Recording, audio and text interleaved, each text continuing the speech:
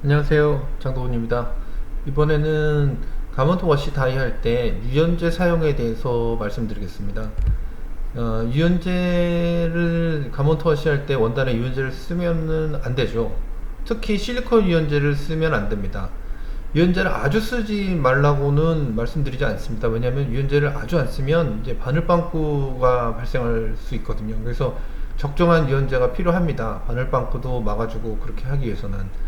그래서 일단 첫 번째 가먼트 워시 다이 할 때 절대 사용하면 안 되는 유연제는 실리콘 유연제입니다. 실리콘 유연제를 사용하시면 발수성이 생겨서 이 약품들이 이제 침투를 할 수가 없거든요. 그래서 문제가 많이 발생합니다. 뒤에서 그림들을 통해서 보시면 되고요. 그래서 어떤 유연제를 써야 되냐, 이제 화면에 있는데 하이드로필릭 친수성 유연제를 사용해야 하는데, 이것도 또 흡습성 유연제 이런 것들을 사용하면 그것도 또 문제가 좀 발생을 하더라고요. 그래서 근데 흡습성 유연제를 사용해도 일정하게 다 사용하면 어느 정도 워싱 공장에서 컨트롤을 할 수가 있는데, 유연제 사용해서 문제가 되는 거는 실리콘 유연제를 사용했을 때 제일 문제가 되고요. 또 하나는 유연제의 특성상 보이지가 않는데, 이게 유연제에 사용된 양이 로트마다 롤마다 차이가 났을 때, 이럴 때 가장 문제가 됩니다. 전체 원단에 대해서 유연제가 사용되면 전체 원단에 대해서 워싱집에서 이제 강도를 좀 조절하거나 해서 전체적인 쉐이드를 컨트롤할 수가 있는데, 원단 로트별로 롤별로가 다르되면 짝판이 생기거나 아니면 쉐이드가 너무 많이 벌어져서 살릴 수가 없거든요. 그래서 그런 경우를 나중에 한번 뒤에 부분에 보여드릴 거고요. 이 일반적으로 가장 많이 사용하는 이제 지방산 유연제들이 있습니다. 면에 많이 사용되는 유연제가 있는데, 이걸 쓰는 게 좀 가장 무난할 것 같고요. 그 다음에 그걸 사용하더라도 좀 최소량으로 사용하고 바늘빵꾸 나지 않을 정도로, 그 다음에 전 롤에 대해서 일정하게 사용돼야 되는 게 가장 중요합니다.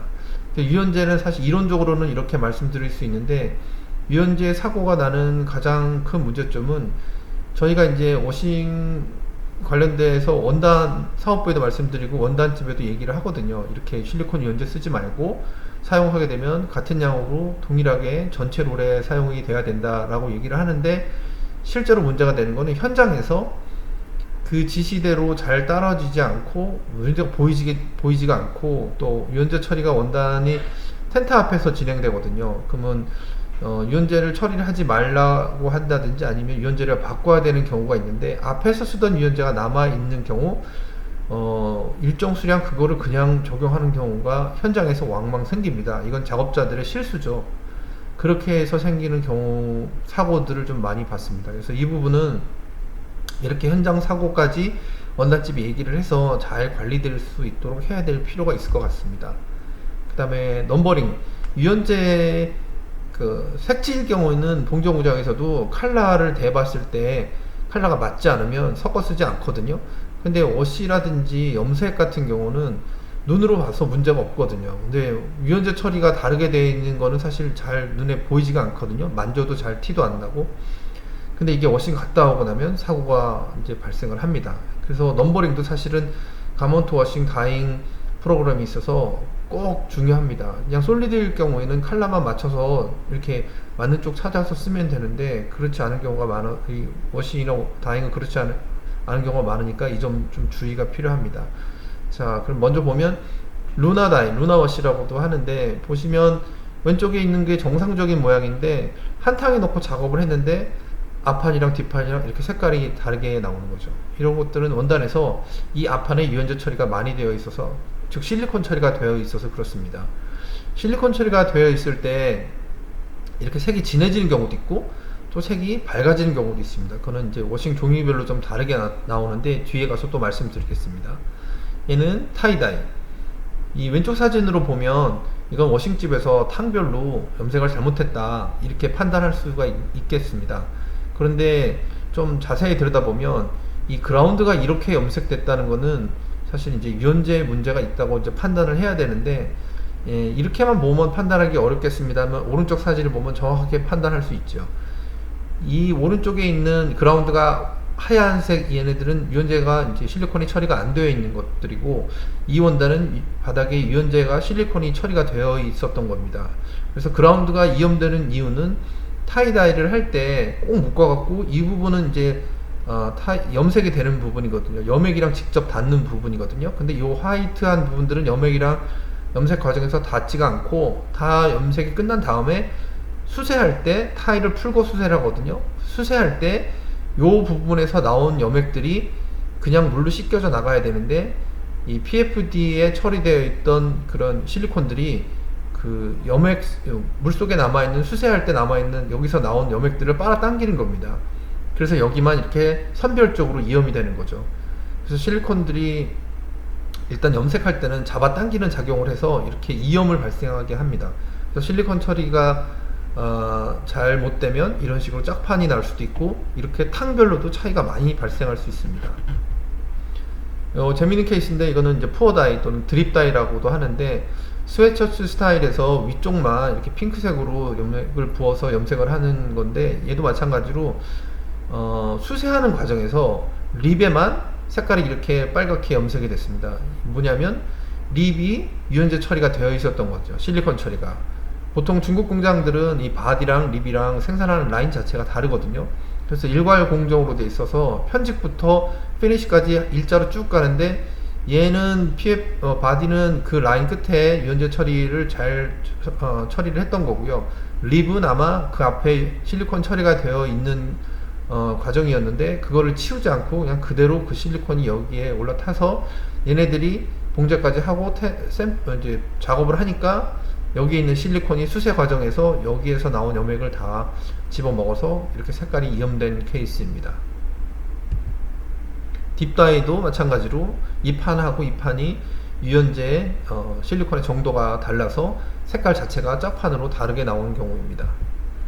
이 경우도 똑같이 스웨트셔츠 스타일인데 얘네들은 소매 립이랑 바디 립이랑 이렇게 햄이랑 소매 슬립 끝에 립이랑 다른 경우입니다. 샘플인 경우인데 이 소매 립만 다른 한 판에서 따로 한 롤에서 다른 롤에서 자르고 이 바디 립은 또 따로 자르고 그래서 이 바디 립이랑 소매 립이랑 따로따로 생산이 된 거죠.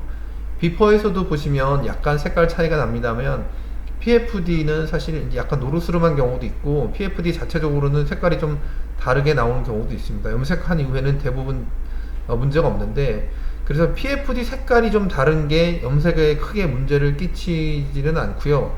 PFD에 처리되는 잘못 처리된 실리콘이 있으면 그런 것들이 이렇게 크게 문제를 일으킵니다. 보시는 것처럼 소매랑 밑단까지 바디랑 소매랑 똑같이 딥다이를 하는 건데 햄 색깔은 더 진해지고 소매는 색깔이 이제 정상적으로 나온 케이스죠. 그래서 얘만 립에만 유연제 처리가 더 많이 되어 있는 경우입니다.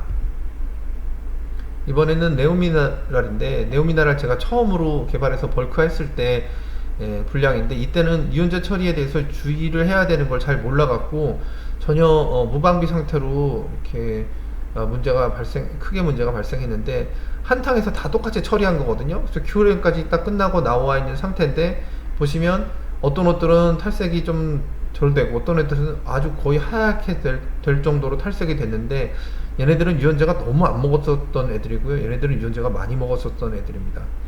그래서 유연제에 따라서 매직 화이트 약품이 이게 옷에 얘는 겉에만 발린 거고 그래서 섬유가 탈색이 안 된 거고 얘는 섬유에 흠뻑 약품이 스며들어서 섬유가 전체적으로 다 탈색이 많이 되어 있는 경우입니다. 블랙 컬러인 경우는 더 심하네요. 얘네들 가까이서 찍어보면 이런 식으로 얘는 탈색이 많이 됐고 얘는 탈색이 겉에만 살짝 된 거죠. 약품이 겉발렸다는 얘기거든요. 이거 빨고 나면 그냥 거의 변화가 없을 그런 정도입니다. 이때 이제 사용한 원단이 두 가지인데 뭐 와플이랑 립이랑 있었는데 공교롭게도 얘네들은 립에 유연제 처리가 안 되어 있었던 거고 얘는 유연제 처리가 많이 되어 있어서 이렇게 한 옷에서 색깔 차이가 많이 납니다. 얘는 거꾸로 이 립에는 유연제 처리가 많이 되어 있고 얘는 유연제 처리가 적당히 되어 있고 덜 되어 있었던 거죠. 그래서 이렇게 반대 현상이 또 나타나기도 했습니다.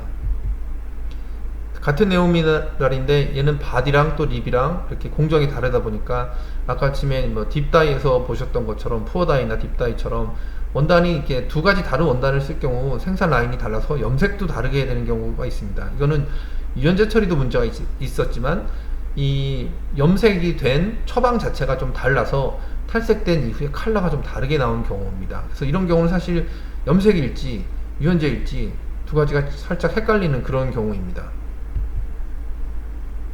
이거는 이제 아쿠아워시인데, 아쿠아워시 보통 아쿠아워시는 네오미네랄처럼 스펀지를 쓰는 게 아니고, 스펀지가 없이 매직 화이트 물속에다가 옷을 담갔다가 빼서 건조해서 큐어링 하는 공정이라서 스펀지가 안 들어가서 이름을 이제 아쿠아라고 지었거든요. 스펀지를 안 쓴다, 물만 쓴다. 그래서 아쿠아워시라고 했는데, 보시는 것처럼 앞판하고 뒷판하고 이게 차이가 나거든요. 이거는 앞판에는 유연제가 덜 묻어 있었던 거고, 이 뒷판에는 유연제가 많이 묻어 있어서 약품이 물속에 아무리 옷을 넣었다고 하더라도 이 물속 이 뒷판에 있는 원단에는 약품이 침투를 못한 거죠. 그래서 결국을 탈색을 했는데 앞판만 탈색이 많이 되고 뒷판은 탈색이 덜 되고, 보시면 이쪽에 있는 소매도 탈색이 이렇게 덜 되고, 거꾸로 얘는 주머니도 탈색이 덜 되고 앞판만 탈색되고. 그래서 이런 경우들은 유연제, 이거 원단의 염색의 문제라고 보기보다는 이런 것들은 유연제 처리에 문제가 있는 겁니다. 유연제 처리에 문제가 있는데 거기다 더하기 넘버링이 잘못돼 갖고 다른 판끼리 이제 붙었다고 볼 수도 있죠. 간혹가다 한 절 안에서 이렇게 유연제 편차가 나는 경우도 있습니다. 번아웃입니다. 번아웃도 유연제 실리콘 처리가 많이 되면 또는 적게 되면 그 편차에 의해서 이렇게 쉐이드 차이를 만들 수 있는데요. 번아웃 하면서 이렇게 소매만 이렇게 더 강하게 번아웃 할 수 있는 방법은 없거든요. 그냥 옷 전체가 한꺼번에 같은 프로세스를 가기 때문에. 그래서 소매는 유연제 처리가 안 되어 있었던 거고요. 이 바디는 제 생각엔 정상적으로 되어 있었던 거고, 얘가 좀 문제가 있었던 것으로 생각합니다. 그래서 얘는 이제 물속에서 약품을 아주 흠뻑 100%다 흡수한 거고요. 얘는 약품을 100% 흡수를 하지 않아서 번아웃 하고 나 결과 얘는 면이 더 많이 탄 거고, 얘는 면이 좀 더 적게 탄 그런 경우입니다. 아쿠아워시가 또 나왔네요. 이게 바디랑 소매랑 얘도 마찬가지로 바디에는 유연제 처리가 좀 되어 있었고요. 립에는 과도하게 안 되어진 거거든요. 그래서 립만 이런 식으로 탈색이 좀 더 많이 된 그런 경우입니다. 이상 이제 원단 가먼트 워싱, 가먼트 다잉 할 때 원단의 유연제 처리를 어떻게 해야 되는가에 대해서 간단하게 말씀드렸는데, 이 부분은 제가 또 개별적으로 또 뭐 문의하실 내용이 있으면 문의하시면 또 개별적으로 또 설명드릴 수 있도록 하겠습니다. 감사합니다.